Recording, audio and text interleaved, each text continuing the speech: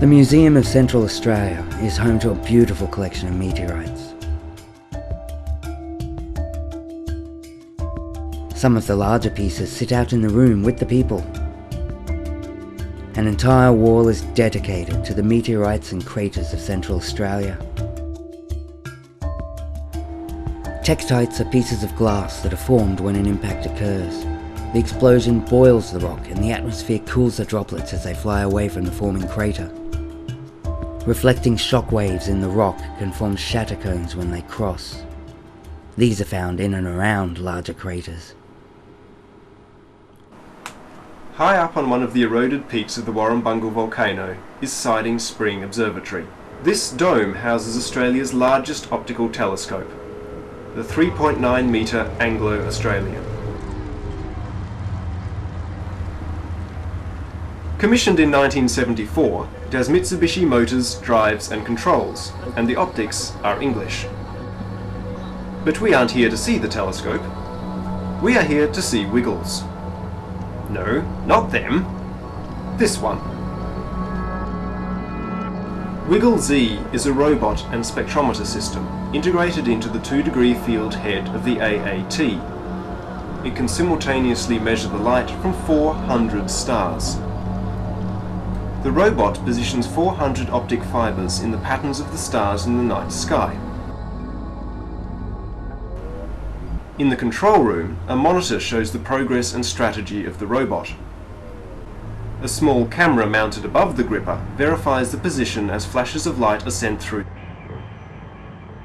It takes nearly a full hour for Wiggle-Z to position all 400 optic fibres, and again a full hour to take the image of the stars. So, being astronomers, as they are, they built 2 of them. Each night, as the lower drum is exposed to the sky taking its shot for an hour, a little robot positions its next area at the same time. This footage is of course sped up. Nothing in astronomy happens quickly.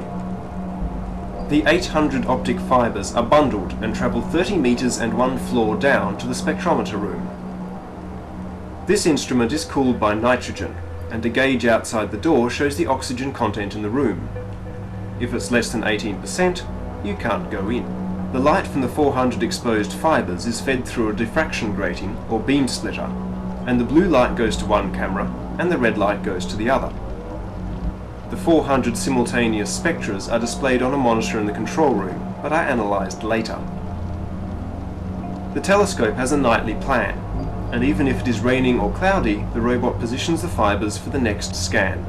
The information gained from Wiggle-Z is used in the search for the missing dark energy that makes up the majority of matter in the universe. Why study impact craters? What's the scientific or the social points of significance in the actual study of the structures? Well, it's our connection to space.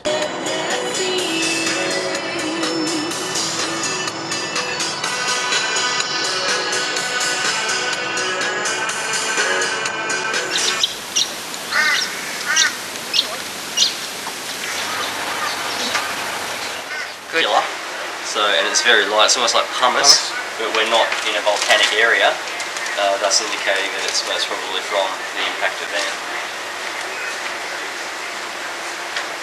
Wow. There you have it. Wow. Quite recent too, last year. Yeah, last year. And she came here for breakfast and Jim told her where to go. Nice of her. In the nicest possible way. And she was so excited when she came back and she brought that back. It's alright, isn't it there? Henbury is a collection of 17 craters scattered over an area of about 1 square kilometre. It was caused when a larger object broke up before impact. When first discovered, the area was littered with iron meteorite fragments and droplets of black impact glass. The local Aboriginal tribal name for Henbury is Chindu China Waru Chingi Yabu, which roughly means Sun Walk Fire Devil Rock. Just over 4,000 years ago in the central desert of Australia, about 130 kilometres south of Alice Springs, from the southwest came an object in the sky. As it came through the atmosphere, it broke up into several pieces and landed just over behind me. The craters range from 10 metres to 73 metres across. Henbury is one of the best examples on the planet Earth of a meteorite impact field. It covers about a square kilometre of ground. Yeah. But yeah, off with 14 kilo piece, I found it. Where are we? In between the... The crater field is the result of atmospheric breakup of a projectile travelling with an oblique trajectory from the southwest. Large pieces of Henbury meteorite are in Alice Springs Museum.